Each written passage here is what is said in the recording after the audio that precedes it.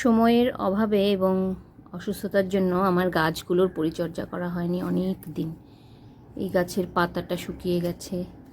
এই গাছটা বাপি যখন সামার ভ্যাকেশনে এসেছিল তখন আমাকে কিনে দিয়ে গেছে, যেহেতু আমি গাছ পছন্দ করি। তো গাছগুলো মানে প্রায় প্রত্যেকটা গাছই যেহেতু যত্ন করা হচ্ছে না অনেক দিন, গাছগুলোর মানে হেলদি ভাবটা নেই, স্বাস্থ্যটা খারাপ হয়ে গেছে। নর্মালি অনেক ভালো থাকে গাছগুলো।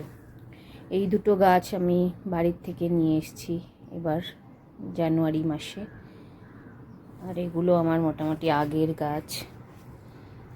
তো এগুলোকে এখন যেটা করতে হবে, এই মাটিগুলোকে একটু খুঁড়ে এখানে খাবার দিতে হবে, সার দিতে হবে।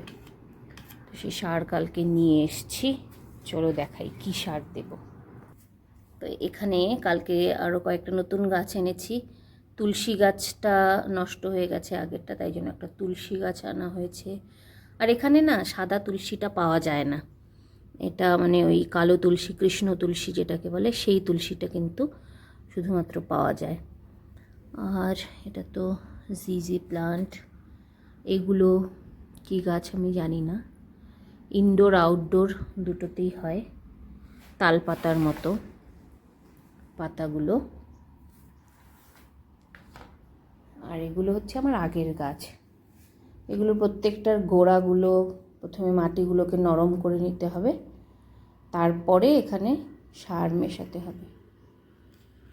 তো যে সারটা নিয়ে এসেছি নার্সারি থেকে এনেছি, তো বলেছে এই দুটোকে মিশিয়ে তারপর 1 হাতা বা 1 চামচ।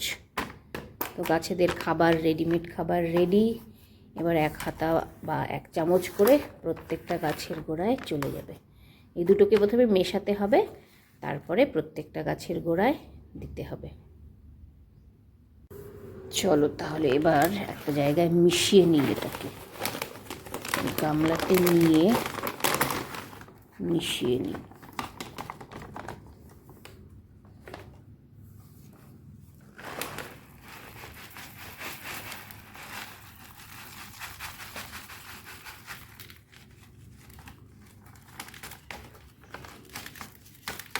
আমার বোধহয় মাস্ক পরে নেওয়া উচিত, মাস্ক পরে নিই। ইয়েস, এবার এদেরকে মেশানো যাক।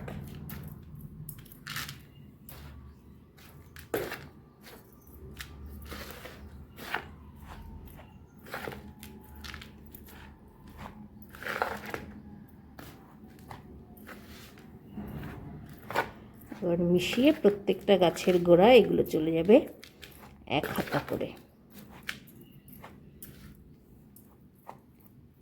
তার আগে মাটিগুলোকে ভালো করে নিতে হবে। মাটিগুলোকে প্রথমে একটু নরম করে নিতে হবে।